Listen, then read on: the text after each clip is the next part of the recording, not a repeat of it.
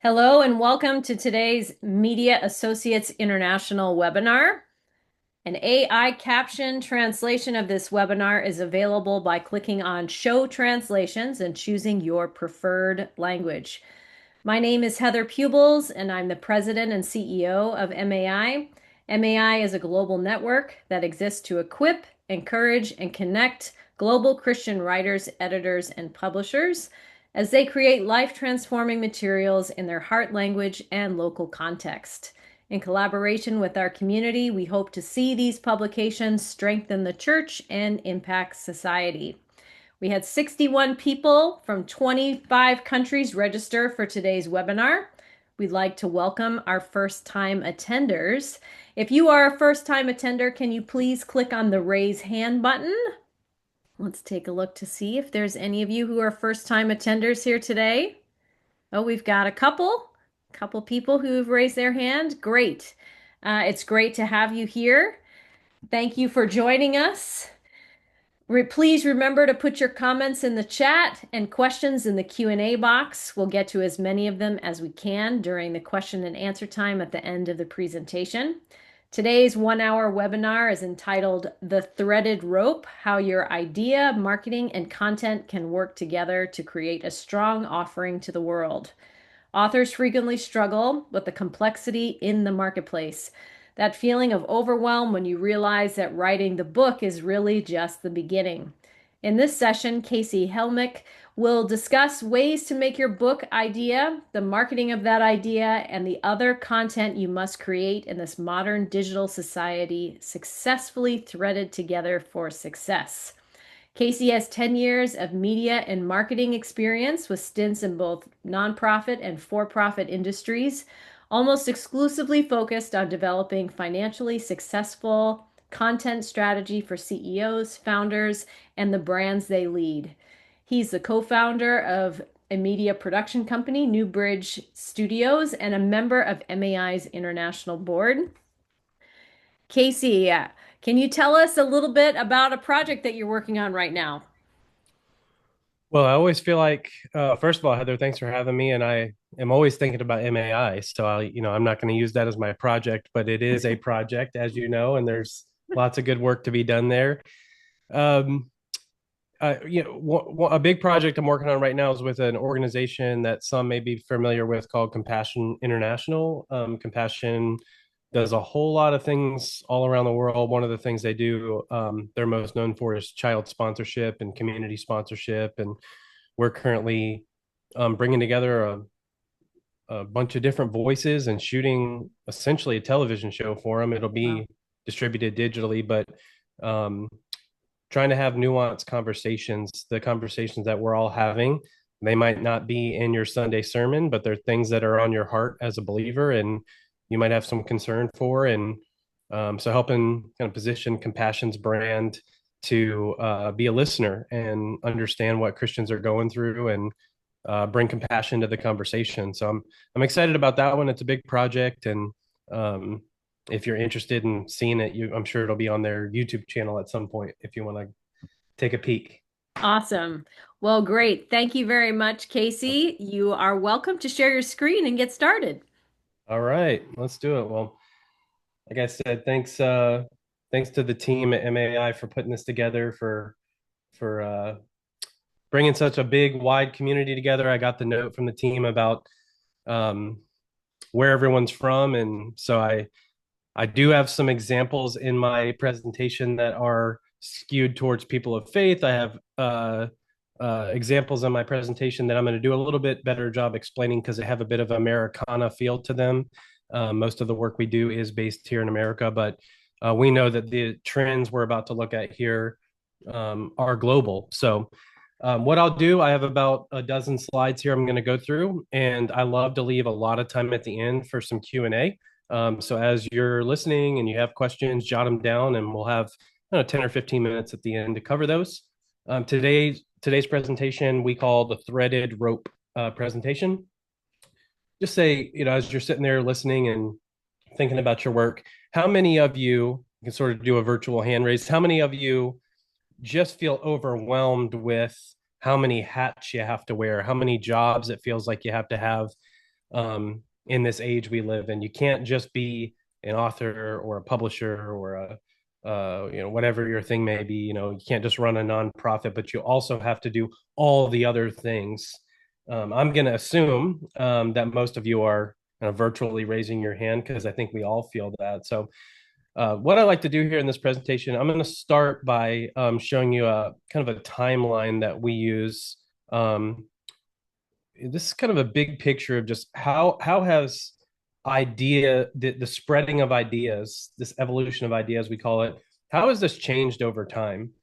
And I know this is a really zoomed out big picture, but I find it important for this discussion because as things have altered around the world at different speeds, depending on where you are, um, it has moved from just a new platform that you need to pay attention to. It's moved to a cultural mentality. So let me cover this real quick and kind of explain what's going on here on the screen. So, thousands and thousands of years ago, the only way humans had to communicate was verbal. We'd gather around the fire and we'd tell stories, and those would spread from, village to village or town to town. And we didn't really have a great way to distribute ideas, and so we did those just with our mouth. And at times in my work, I'm quite envious of that time. Things have gotten so complicated in this world. I wonder what it must have been like to live in a time where there was no writing, there was no podcasts or videos or YouTube or television shows, but it was just me telling you something. And in a way, I'm going to suggest here at the end of this slide that we're kind of getting back to this mentality. But moving on, we get from this kind of verbal communication thousands of years ago to, of course, the printing press being invented, and now ideas can be spread written. And the power was in the hands of those that controlled the printing press and could get their words in it, and distribution of those books around the world. And ideas just started to take off, and society grew and began to flourish. And some real beautiful times here. And we get into the development of radio in the early 1900s, development of TV in the early 1900s. And then we get to this place in history that we sort of find ourselves. The internet has been created, you know, digital has been created, social media has been created, podcasting, as you see here, we do a lot of podcast work. So I call out podcasting here in the early 2000s was created. These are all things that we're having to deal with now. Again, maybe it was a bit more simple when it was just who's going to be able to get the attention around the fire, who's going to be able to get their book on the printing press, which was very limited at the beginning, who's going to be able to get their words out through the radio tower in your community, television, same. Now we get to this place in history where it's just more complicated. So let's spend just a minute here to explain what we mean by this tail end. When the internet came out, in the 1980s, 1990s, and then early 2000s, we call this the age of information.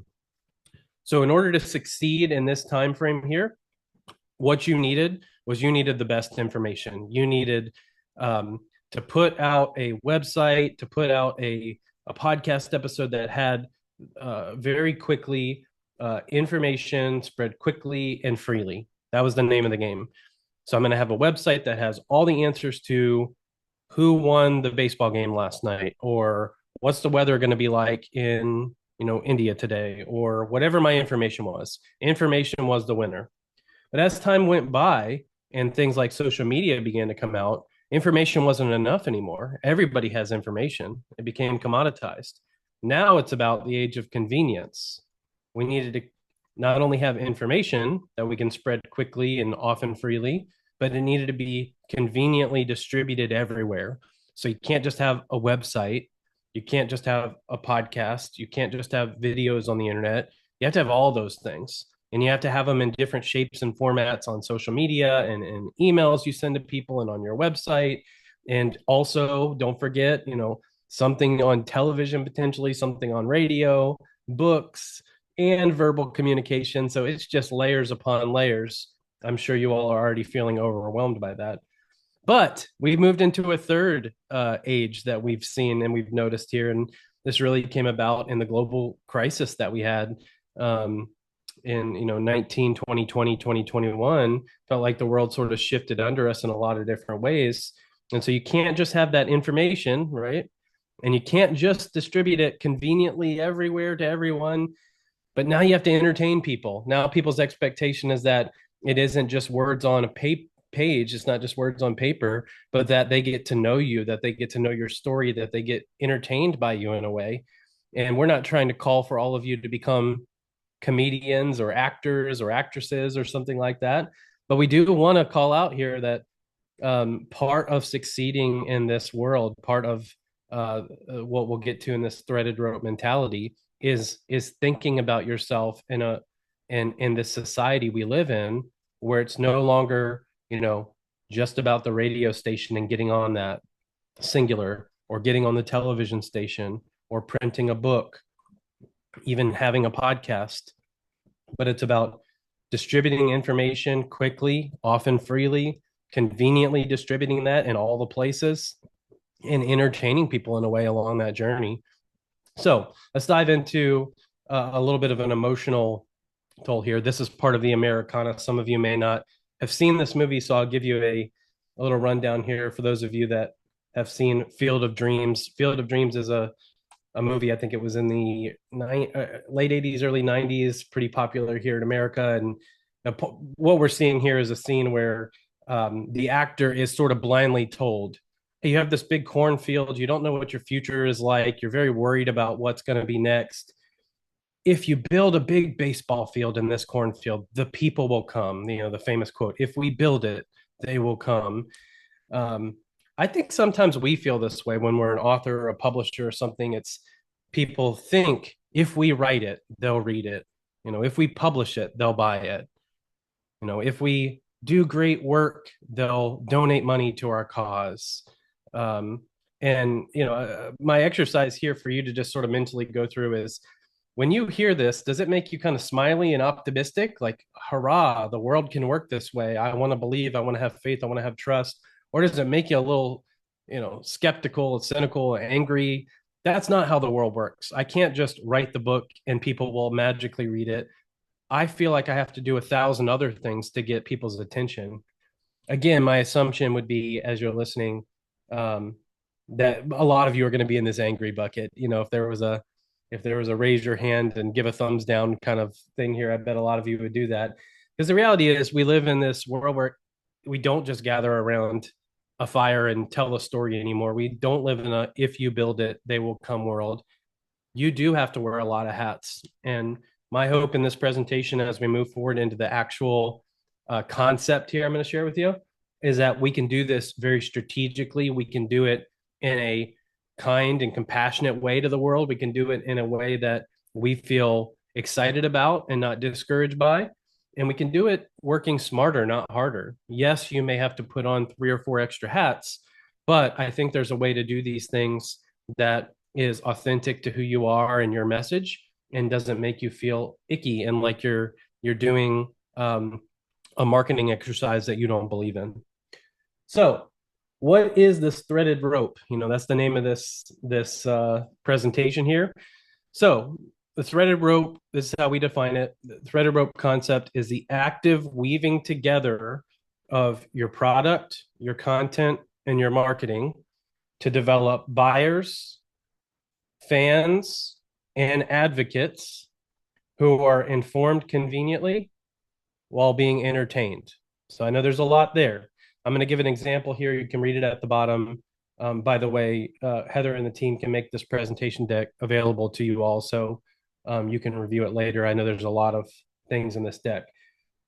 So my example here at the bottom. What does it mean to talk about your product? This first sentence I wrote a book. I think you'll love it. I hope you'll buy a copy today. Okay, that's how we talk about our product.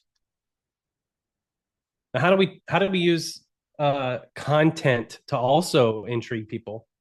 Here's the second sentence. Imagine me holding a phone and recording a video to send to my friends and family and community. I made this book with you in mind over the course of 7 years as I watched my son grow up and deal with crippling anxiety. Okay. Now I've turned the idea and the message. I didn't have to work too much harder, still what I believe in, but I focused on the why, not just the what. I have a book available but I focused on the why did I do this? And all of a sudden, I've opened up audience and intrigue in what I'm doing much wider because people now can feel the emotion, they can resonate with it. Wait, I have a child who has been through, has anxious thoughts and has struggles, and whatever this person's writing, I'm intrigued. I want to pull in. So again, the product is I wrote a book and I think you're going to really love it. I hope you'll buy a copy today. The content, the why is I made this with you in mind. It took me 7 years as I watched my kids struggle with this. And I hope you're going to check this out. The last is the marketing. Okay. The marketing is the how. So here's my sample sentence for that. If you're a parent with anxious kids, this book will change your perspective on what comes next. Get your copy and tell me what you think. That's marketing copy. And I spent a lot of years doing marketing for organizations, and that's how we would write marketing messages. Now, what I want you to see here is that if all we ever said to people, if all we ever focused on was, I wrote a book, I think you'll love it, I hope you'll buy a copy today. If that's all we ever focused on, we have a very thin line of string. We do not have a rope yet. We have a singular thought, and that's going to resonate with a very small group of people. And they're going to understand that you have a product and you want buyers, and it's filled with information. It's a very, again, back to my examples, a product that can create buyers, and it's this information that we're giving them. But if we can now very quickly layer in some why behind this, I made this with you in mind. It took me 7 years to work on this as I personally went through as a parent watching my child deal with the topic. That's my why. Now we're creating content that can create fans of our why. People that say, I love that you spent 7 years learning this before you wrote a word. I love that you went through this and you are now reflecting that back to me to make me stronger and better. So I'm sharing about my product to try to create buyers. I'm creating content to try to create fans. I'm giving them more than just information. I'm giving them my why. And now let's add that marketing layer in to make the rope even thicker, even stronger to hold up to the stress. And if you're a parent with anxious kids, this book will change your perspective on what comes next because they don't want to just buy your product. We need to create advocates for your work. So our marketing our marketing messages, our marketing content is aimed at creating people who will advocate for you. So they're going to hear, I wrote a book, I hope you'll buy it. Some people will decide to become buyers. They're going to hear the why behind why I wrote that book. Some people are going to become fans of yours and hopefully buyers. And then they're going to hear your marketing message of what's in it for me? How is this going to change the way I look at the world? And they're going to become advocates for you as they share that with others. So you can see that what I'm trying to help us with is to simplify the hats that we have to wear into these three buckets. You're either making your product, you're making content to intrigue people on the why of what you do, or you're making marketing about all of those things to show them how it can change their life. Through this lens, I think we can simplify all the hats you have to wear and create a very thick, strong rope that can change the way you talk about things. So let's do a couple examples here.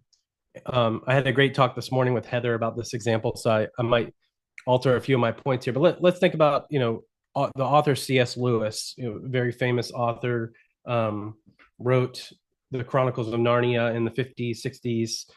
How many of you have read something that C.S. Lewis wrote? I'm sure many of you.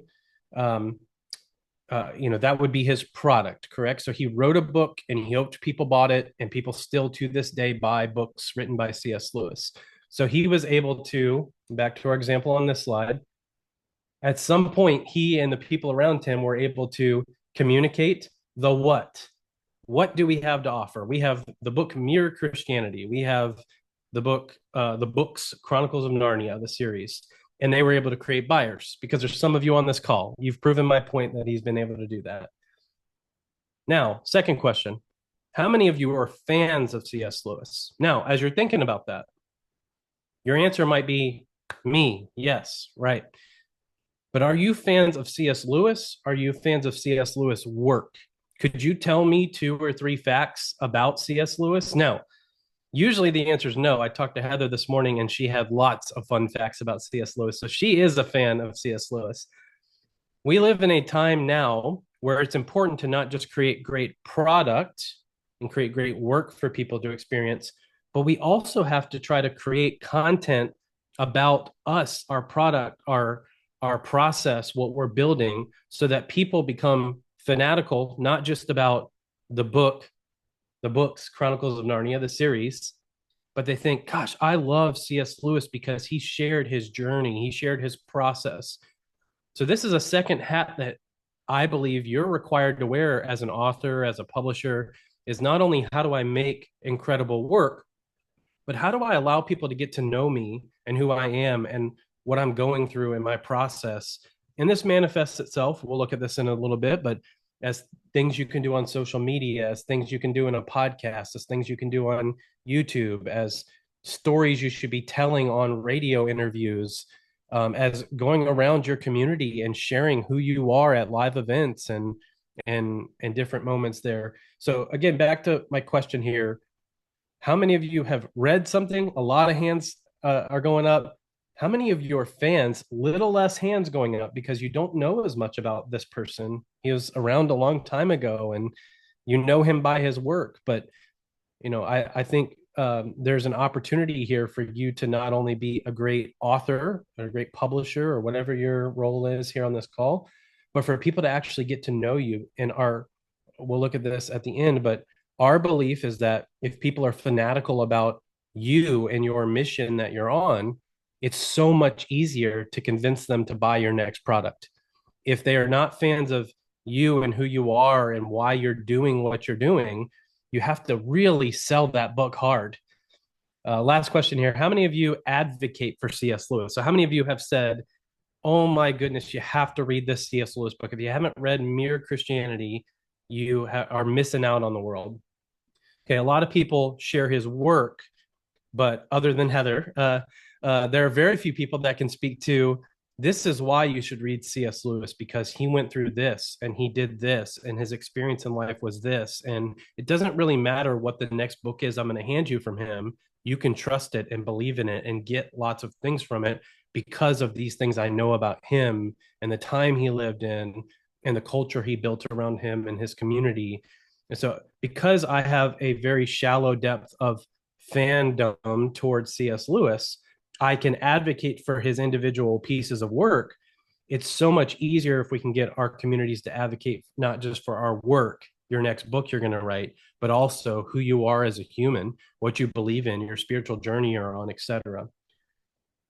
So, what if I'll breeze through this quickly? What if C.S. Lewis had recorded short videos about courage as he was writing Narnia? Courage is a key theme of that book.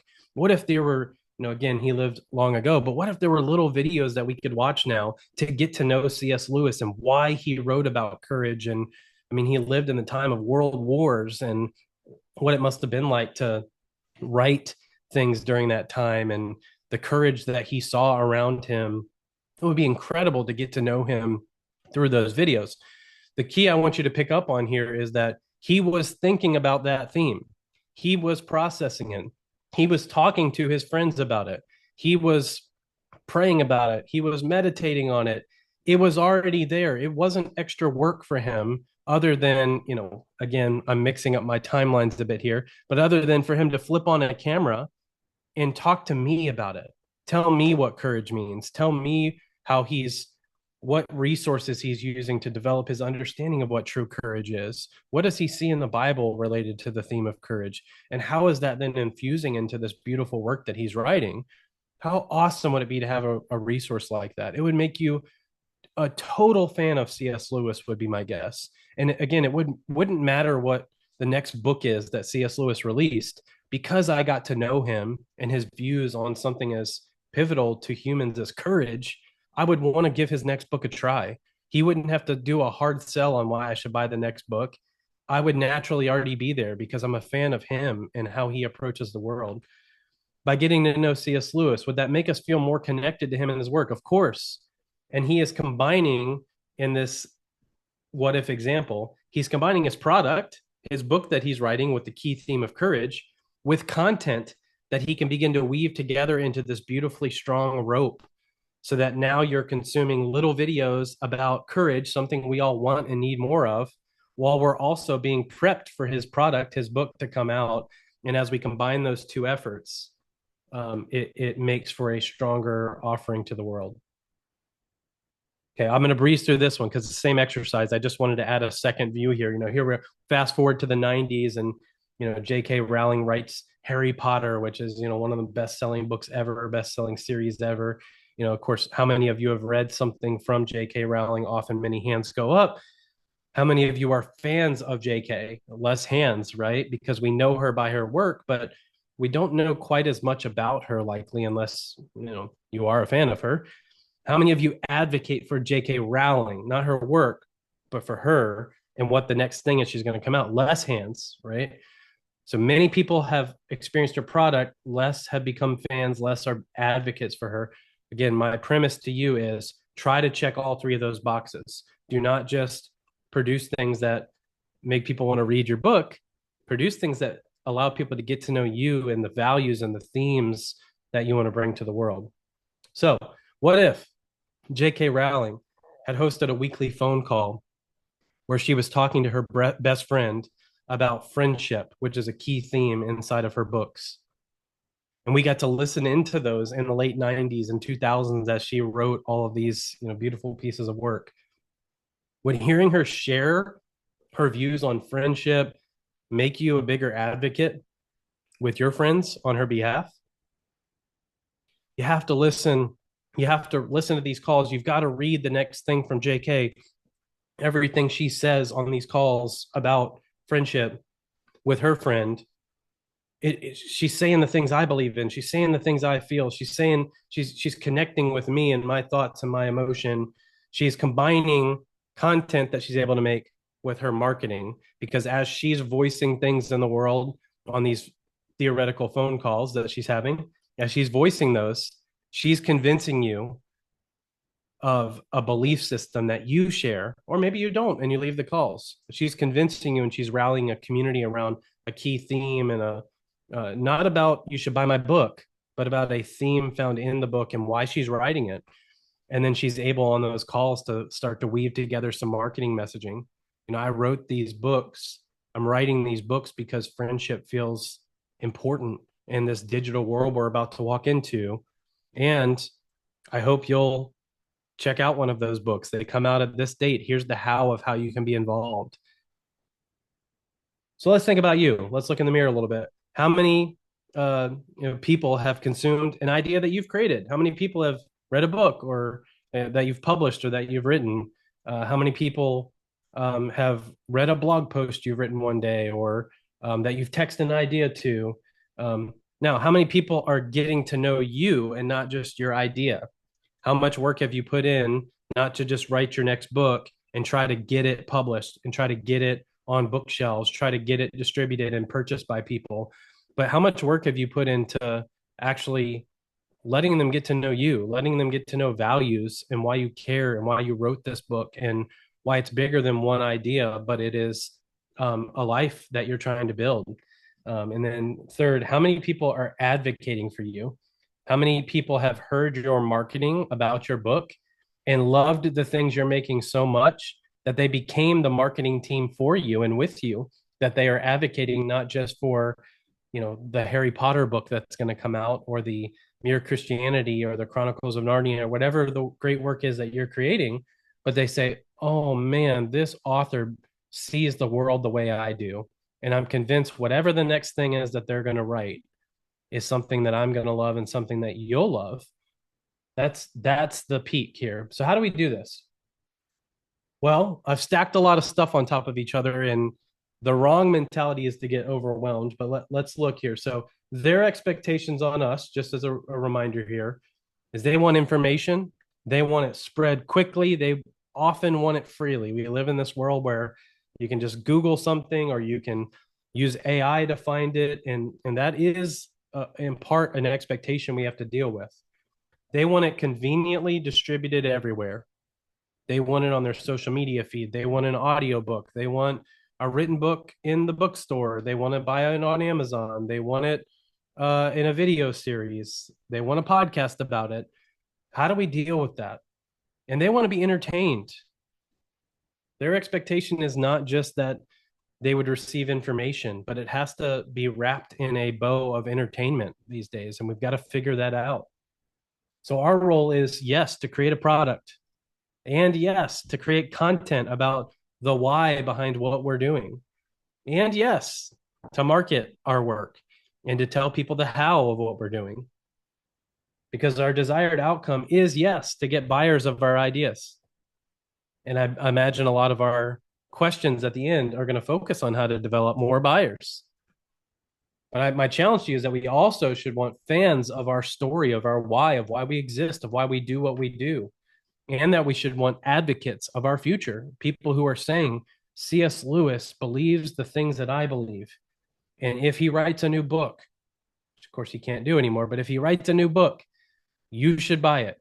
Maybe blindly because he has earned my trust and my respect, and I want to be an advocate for him. And so I'm going to take that to the world.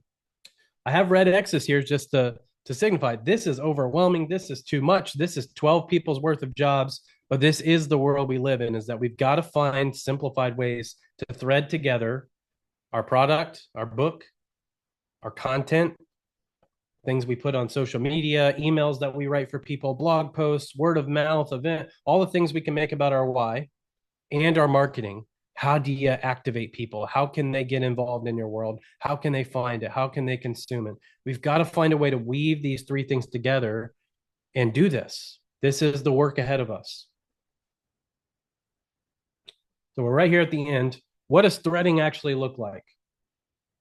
I'm just going to read a few of these statements. Stop selling products and start selling the threaded rope of product, content, and marketing combined that produces buyers, fans, and advocates for your work. So, yes, you need to write the book, but you also need to document and display your mission for people. Why do you do what you do? Because if we can get them to have care for your product, now we've got to sell them a product each time if they are stuck there. And that's hard work. If we can get them to go a layer deeper and care for your mission and your product, our next sale is just a reminder. Hey, remember that mission we agreed to? Hey, remember that mission that I documented and displayed for you and you fell in love with? I've got a new product that will take you to the next step. That sales pitch is a lot easier. Hey, our publisher is on a mission to do X, Y, Z. It doesn't matter what the next book is that we come out with. It's on brand and it's on mission, and you're going to need it. Okay. The next layer is equipping your followers to advocate for you, because if they care for you as a person, as a publisher, as someone on your mission, if they care for your mission, they want to change the world. We want to help children who are facing anxiety no longer face that. And then if they care for your product, the ABC book on how to defeat anxiety in your life, the sale just gets easier and easier the deeper we can create people. If they buy you, they will always buy your next mission and your next product. How do we get them to buy you and your heart and your mission and what you care for so much that they're advocating for your work? So back to my morning talk with Heather. She got on the call this morning and was so passionate about C.S. Lewis and knew 3 or 4 facts about him and was advocating for someone. By the way, she didn't have to with me because I love C.S. Lewis, but she was advocating for this author almost without knowing it because she's been changed by his work. The mission that he went on was still clear to her this many years later. And so she had a care for C.S. Lewis and me knowing more about him. And she understood the mission that he was on. He wanted to change the way people theologically saw God through literary work. And then she had a great care for products. You know, she knew his books, she knew facts about what they were doing, but her layers of depth with C.S. Lewis were so deep. And that's somebody that she's never met. There's not a lot of work that you can follow there. Imagine the opportunity we have ahead of us where we have, you know, a phone or a computer or a laptop where we can email everyone each week and tell them, this is the documentation of the mission that I'm on. I want to help children who are facing anxiety. And yes, I'm writing a book about it. But what I want you to care about is helping children who are facing anxiety. And I'll have a product someday, maybe it's today, but if you buy into my mission, if you believe in this the way I do, let's start to advocate for the mission and who we are and who we stand up, who we're standing up for. So, a couple practical things, then we'll go to Q&A. List of ideas here. So, the product, your what? If you're an author, let's say you're writing the book. How do you move into content? How do you display your why? Well, I think an easy way could be, taking a phone or a computer or whatever device you have and starting to shoot behind the scenes social media videos. Hey, I'm here today. I'm writing chapter 2, and I'm just reminded this book is about courage, and we all need more courage today because courage is the thing that's going to move us past anxiety. Okay, so I'm going to stop acting and there's my example for you, but now I'm pausing just for a second, and I'm not head down writing a book in a cabin somewhere, off in the woods, secluded away from the world. I'm pulling my phone out and I'm just recording a mission, a why that hopefully people will resonate with, and I'm publishing that to social media. I'm texting it to friends and asking them to get involved, and I'm getting feedback on, do you believe my why? Do you believe my mission? So that when my product comes out, when the book comes out, they're not asking themselves the question, how do I buy the book? Where do I buy the book? Should I buy the book? They're asking themselves the question, how many? Who else in my life needs this book? I've watched this person for 10 weeks recording videos telling me their why, and I believe in that too. Now, let me go out and activate that book in my world, in my community.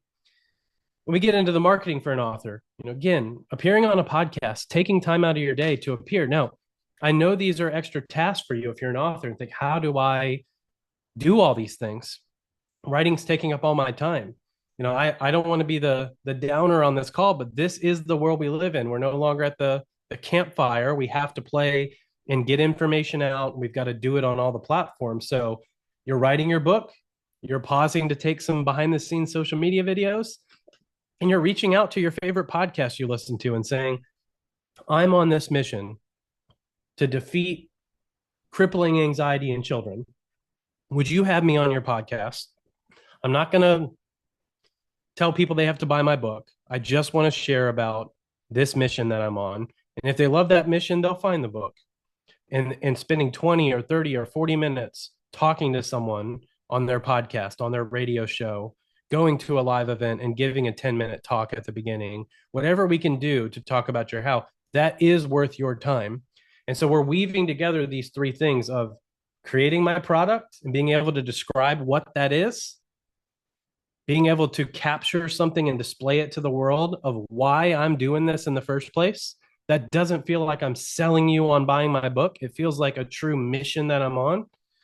And then layering in the how do people get involved, going on shows, going on podcasts, walking from door to door and spreading the word, getting up at your church or your community center and telling people, this is my mission, this is my why, and this is my what. Again, real quickly here, if you're a publisher, your what may be signing a book, signing an author, getting new work displayed in, but that your work doesn't end there.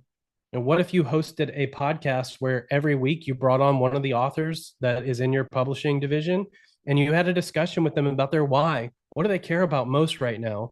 And now we have a series of podcast episodes people can listen to where if they finish the series, they're going to have a great understanding of your why as a publisher, because your why is your author's why.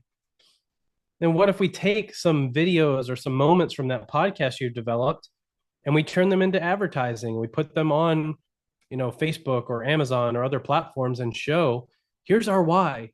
Here's the next book we have coming out. So we're able to double and triple dip in this threaded rope concept. I'm now going to sign the author, of course.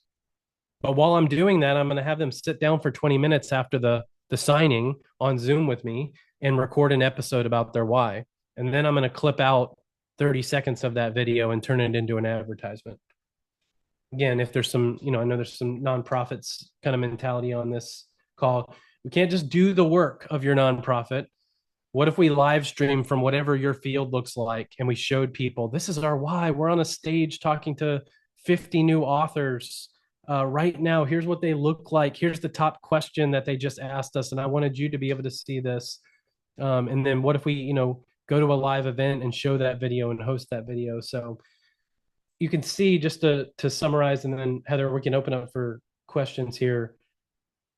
A lot of us get stuck thinking it's our only job to make the product, the what we're doing. We are writing a book. We are creating a publishing house to sell, authors' work. We are running a nonprofit. We are running a business. That is what I'm supposed to be focusing on.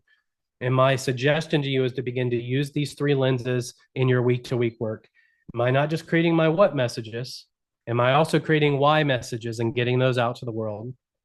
And then am I being clear on my how messages? So I wrote a book I think you'll love. I hope you'll buy a copy today. That's the product. I made this book with you in mind over the course of 7 years as I watched my son grow up and deal with crippling anxiety. That's my why. That's why I'm doing it. I've drawn people in with that statement now. And then if you're a parent with anxious kids, this book will change your perspective on what comes next. Get a copy. Tell me what you think. That's my marketing message. If we're not doing a version of all three of those, we're probably not going to be successful. So on that, I'll pause there and we can start to open up for questions. Heather, I didn't get a super clear how we should do questions, but I'm going to stop sharing my screen. I'm now seeing in the chat. Okay, Um, I'm good. I'll facilitate some Q&A time for you. So we'll be Great. good. I've got a couple of questions that came in ahead of time. And for the rest of you, please go ahead and post your questions to the chat panel.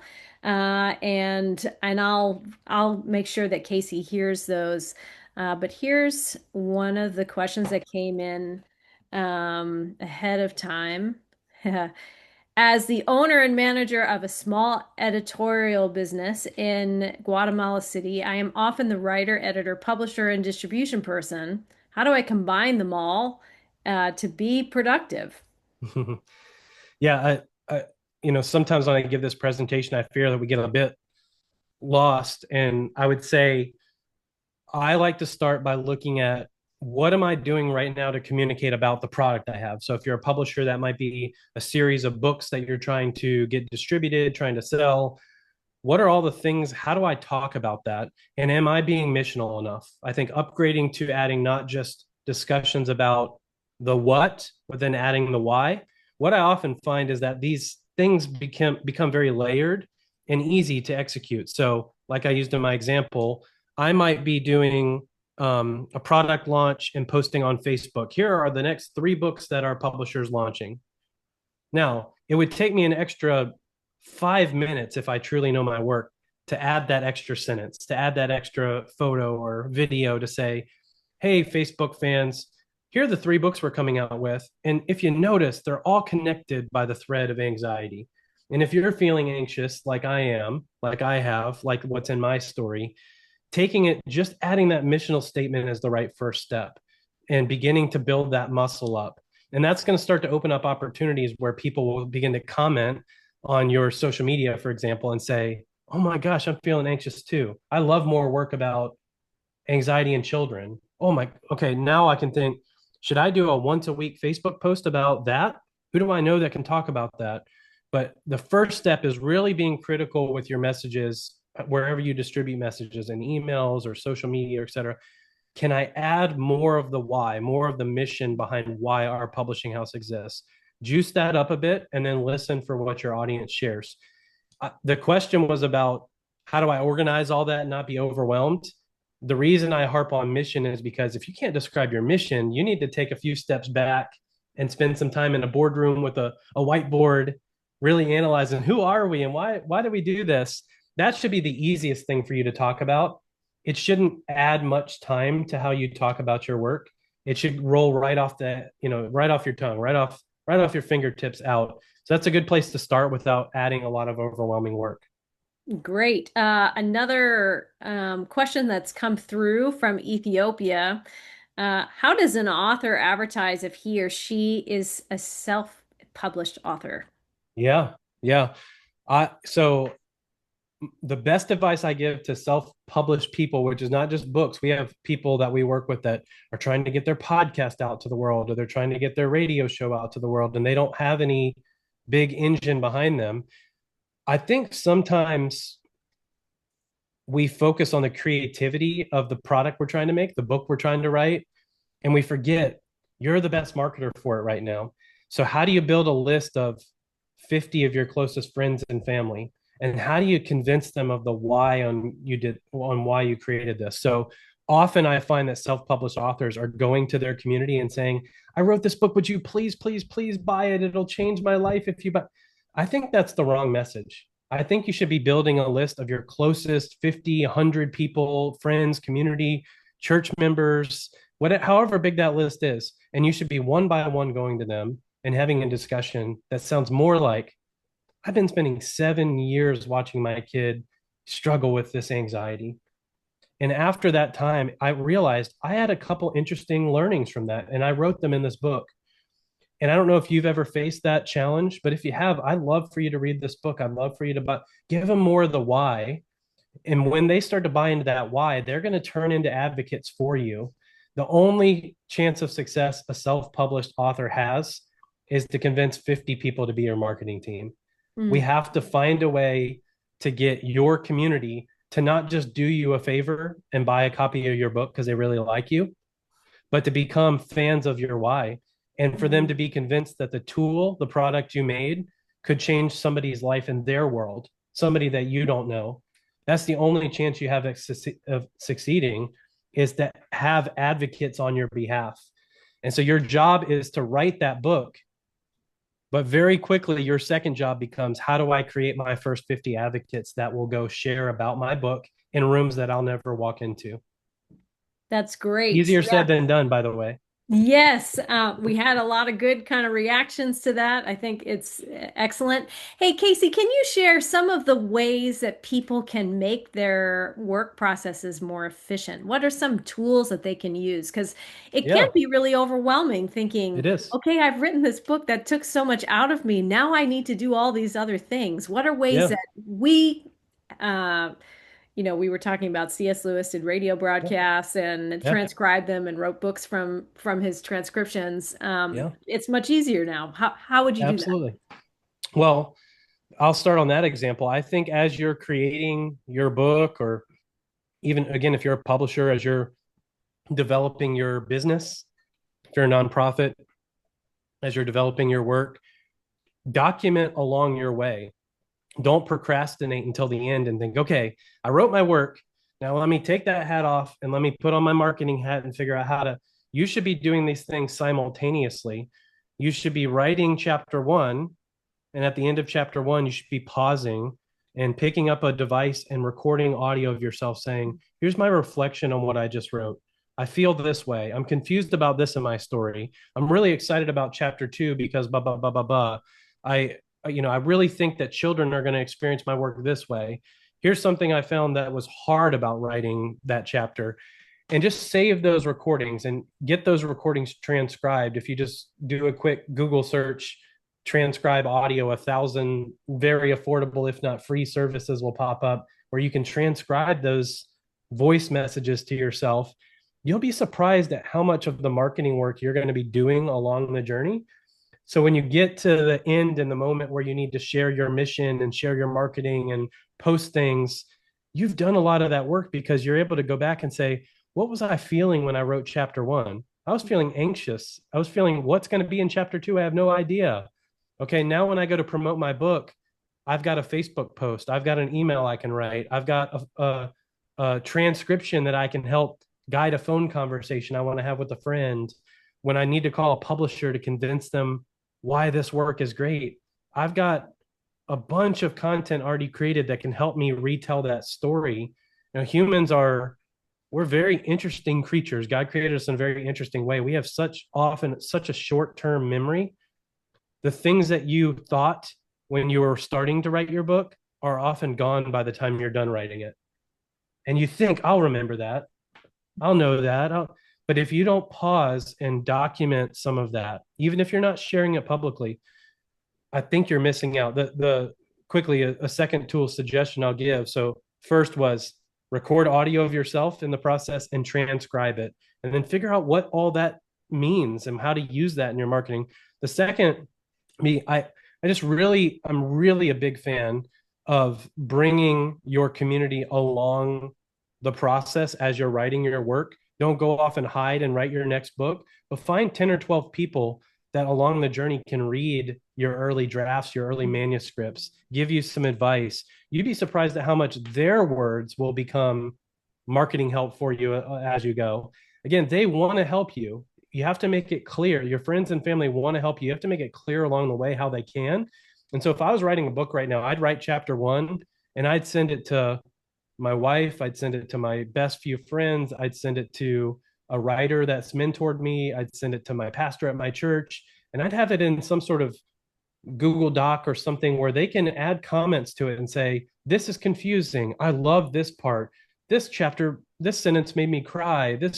And as they're giving me content, they're giving me marketing material. They're giving me things that I can infuse on other platforms. So if you're asking for a specific tool, I would use something like a Google document or some shareable document tool that I can piece by piece start to trickle out and share moments from my work with my community, and then collect their words and use that, in the future to make my life easier. Yeah, that's great. Good audience testing. In the Bible translation world where I came out of, people do that as they're working on translating scripture to build Yeah. interest in the translated Bible that will come out in the Yeah. future. So I love that. These things, they apply to any kind of product. Yeah, really helpful. We don't have any other questions here in the chat, but Casey, is there anything else that you would like to share with us before we wrap up? Well, I think often people ask me after these kind of dialogues, well, what platform should I go on, and how much time should I spend on this platform or another? And I think you're kind of missing it if you're getting caught up on where to go next. Your next step should be, if you don't feel like you can describe the mission, the why behind why you wrote the book, the why behind your publishing business, the why, if you can't write that in a couple sentences and people react and feel incredibly compelled, um, uh, to take a next step to join your mission, almost as if you're a nonprofit, almost as if you're trying to change the world with your next book. If you can't document that, that is a great next step.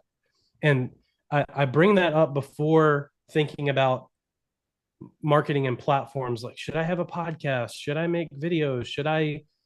Before you get to the where you're going to tell people things, get your why down first, because what you should be putting on these platforms like Facebook or podcast or writing emails to people, that should primarily be your why.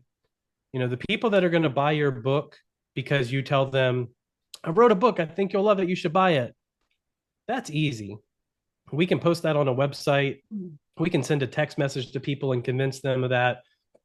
If you can get your why down, you're going to open up the world to thousands and thousands and thousands of more people who are going to ask, do I believe the world would be a better place because children are less anxious? In my example I keep using, gosh, yes, I believe that.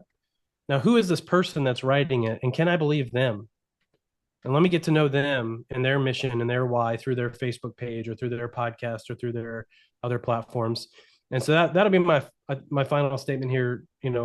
Heather, is don't get overwhelmed by all the things you need to do. Start with the why. Start with understanding your mission and begin to trickle out some of those messages and start to listen to your friends and family and community and followers and fans.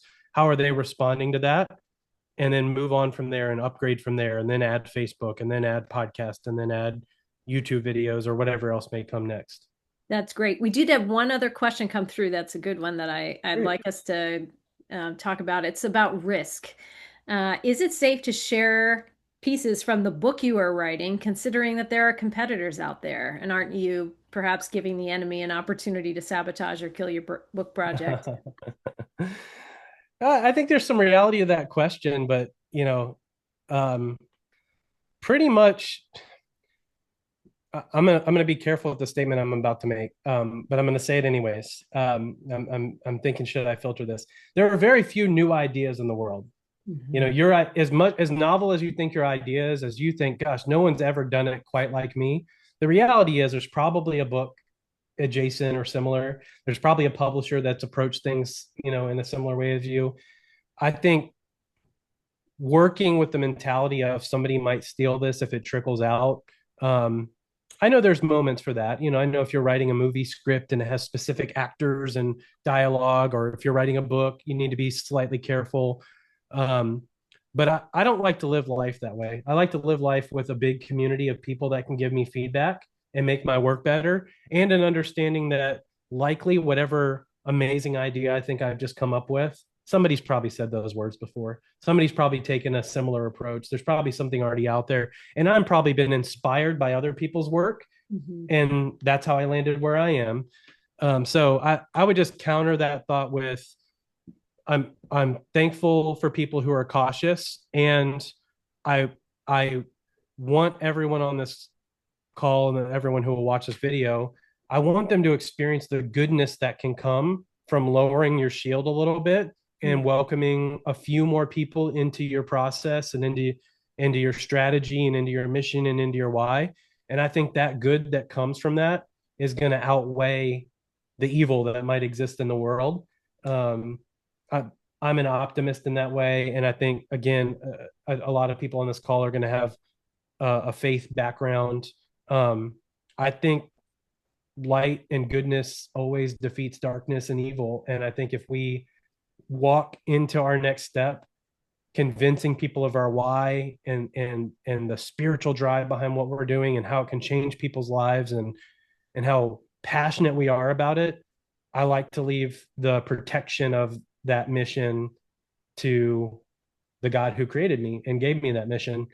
I don't want to move in a naive way, but I want to trust that he wants me to share that story, that God wants me to share that story he's given me, and I shouldn't hide it. So sorry if that feels a little like a kind of cop out answer, but I think it takes courage to be open and to trust that even if someone tries to steal or be a thief of my idea, that my passion and my drive and my willingness to birth it into the world and the community that's coming with me because they've heard my mission is gonna defeat anyone that tries.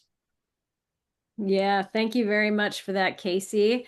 Mia, could you get our closing slides up?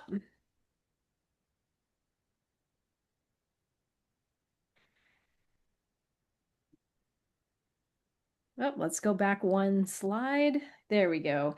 Thank you very much for what you shared with us today, Casey. We're so glad that you joined us. This webinar has been recorded. All registered participants will receive a link to the recording today, and it will very soon be posted to the MAI YouTube channel. And the handle for that channel is at MAI Lit World. So LITTWORLD. We want to know how we can serve you better through our webinars. There is a QR code on your screen and a link in the chat panel where you can go to take a very short survey. Please, please go to that survey and fill it out. It's only 3 questions. It'll only take you a few minutes. Make sure that you look out for our next webinar in English, scheduled for August 12th at 9 p.m. in Sydney, Australia, or 11 a.m. UTC, for those of you not in that part of the world. It's entitled How to Edit Your Own Writing. It's being presented by Kristen Argall, the Managing and Commissioning Editor at the Bible Society Australia. MAI regularly offers training in writing, editing, and publishing, both online and in person. We encourage you to go to maiglobal.org to find out more and to discover more resources and information. Thank you to all of you who joined and participated with us. I'm Heather Pubels, your host, along with Mia Toganon, our technical assistant. The QR code for our survey will be going back up very soon so that you can provide us with your feedback before you sign off. The survey should really only take you a minute, and your input is valuable. So that screen will go up for a full minute So you'll have time to be able to scan that QR code. And until next time, keep writing, everyone. Thank you very much for joining us.